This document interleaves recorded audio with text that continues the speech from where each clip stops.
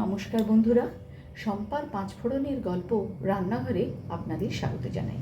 আশা করি সবাই ভালো আছেন ও সুস্থ আছেন। আজ বানাবো গাঠি কচু দিয়ে চিংড়ি মাছ। গাঠি কচু দিয়ে চিংড়ি মাছ বানাবার জন্য আমি এখানে নিয়েছি প্রায় 250 গ্রামের মতন গাঠি কচু। সামান্য একটু ভাপিয়ে নিয়ে খোসাটা ছাড়িয়ে নিয়েছি বেশ কিছুটা পরিমাণ মিডিয়াম সাইজের চিংড়ি মাছ, ছাড়ানো এবং ধুয়ে পরিষ্কার করে নিয়েছি একটা ছোট টমেটো, বেশ কয়েকটা রসুনের কোয়া, 1 ইঞ্চি আদার টুকরো, আর নিয়েছি 4টে কাঁচা লঙ্কা। চলুন চলে যাওয়া যাক আমার মূল রেসিপিতে। গ্যাসে একটা কড়াই বসিয়ে দিয়েছি। কড়াইটাও ভালো করে গরম করে নিয়েছি। কড়াইয়ের মধ্যে দিয়ে দেবো সামান্য একটুখানি সর্ষের তেল। সর্ষের তেলটাকে ভালো করে গরম করে নিলাম।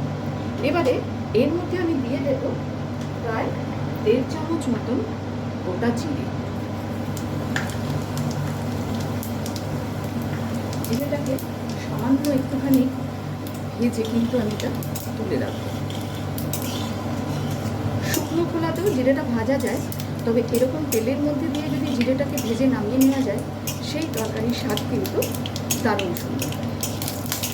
জিরেটা ভাজা হয়ে গেছে, এবারে জিরেটাকে আমি তুলে নিচ্ছি। লাল করে ভেজে নিয়েছি, এখন কচুটাকে আমি নামিয়ে নেব। এবারে কড়াইয়ের মধ্যে দিয়ে দিচ্ছি আরও কিছুটা পরিমাণ সর্ষের তেল। লবণ আর হলুদ মাখানো চিংড়ি মাছটা এবার আমি ভেজে নেব।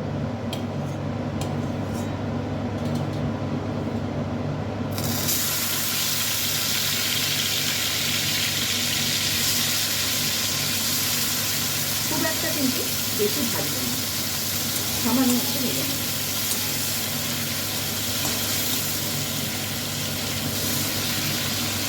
যে আদার টুকরোটা আর যে রসুনের কোয়াগুলো রেখেছিলাম, সেগুলো আমি কিন্তু ব্যাপারে পুড়িয়ে নিয়েছি, বেটে নিয়েছি। কিন্তু আপনারা চাইলে বেটেও দিতে পারেন, তবে এরকমভাবে পুড়িয়ে যদি করা হয় তার স্বাদটা কিন্তু একটু অন্যরকম।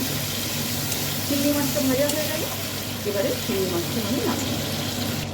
চিংড়ি মাছ ভাজা এই তেলের মধ্যে দিয়ে দিলাম তেজপাতা, আর দেবো 1/2 চামচ পরিমাণ কালো জিরে। ফোড়নটাকে সামান্য একটু নেড়ে নিচ্ছি।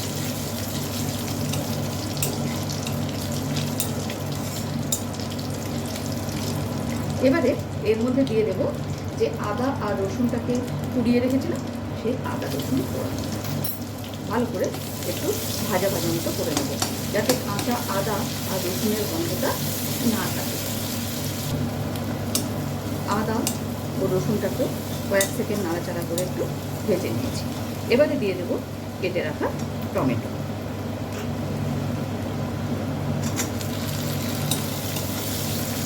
গ্যাসের ফ্লেমটাকে এবারে মিডিয়ামে করব। একদম কিন্তু বেশি মশলা এর মধ্যে প্রয়োজনই হয় না। দিয়ে দেবো পরিমাণ মতো লবণ।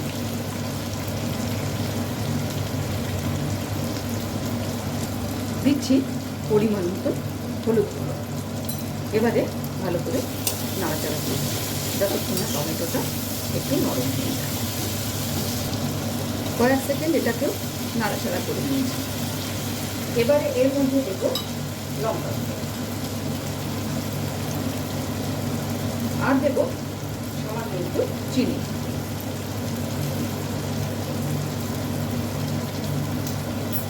দিয়ে দিচ্ছি সামান্য একটুখানি জল, যাতে মশলাটা পুড়ে না যায়, সেই জন্য একটু সামান্য জল দিয়ে দিলাম। সব কিছু একসাথে ভালো করে কষিয়ে নেব।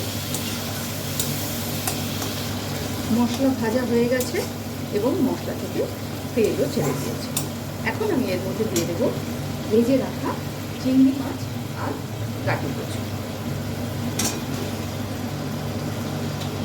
গ্যাসের ফ্লেমটা হাইতে করে সমস্ত কিছু একসাথে আরেকবার নাড়াচাড়া করে একটু কষিয়ে দেব। সমস্ত কিছু একসাথে কষানো হয়ে গেছে। এবারে এর মধ্যে দিয়ে দেবো জল।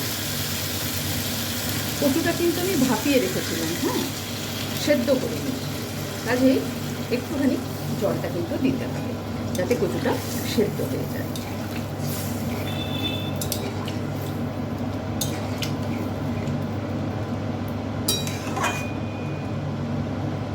প্রায় 5 থেকে 7 মিনিটের জন্য গ্যাসের ফ্লেমটাকে লোতে করে আমি ঢেকে দেব। তার আগে দিয়ে দিলাম চেরা কাঁচা লঙ্কা।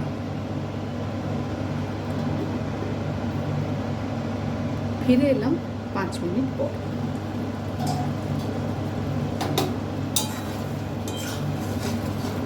আমি এখানে ঝোলটাকে একটু শুকনো শুকনো করে নিয়েছি। আপনারা চাইলে কিন্তু আরেকটু বেশি ঝোল রাখতে পারেন। এবারে এর মধ্যে দিয়ে দেব সেই ভেজে রাখা জিরের গুঁড়ো, আর দেব সামান্য একটুখানি ঘি।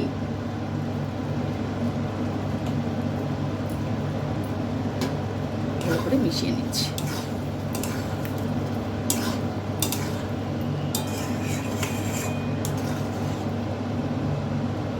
পাঁচ মিনিট স্ট্যান্ডিং টাইমে রেখে আমি নামিয়ে নেব। চিংড়ি মাছ দিয়ে গাঠি কচুর রেসিপি আজ আমি আপনাদের সাথে শেয়ার করলাম। ভিডিওটি আপনাদের কেমন লাগলো অবশ্যই কমেন্টস করে জানাবেন। আজ তাহলে এই পর্যন্তই। দেখা হচ্ছে সামনের ভিডিওতে অন্য কোনো রেসিপির সাথে। ভালো থাকবেন, সুস্থ থাকবেন।